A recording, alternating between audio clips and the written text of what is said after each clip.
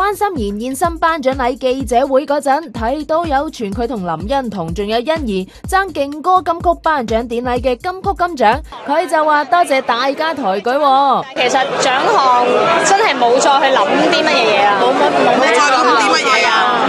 我希望中嘅唔係呢啲獎啊，希望係中個 BB 獎啊。咩獎啊 BB 獎啊！但係咧，雜誌話係淪陷係嘛，樂壇淪陷啊！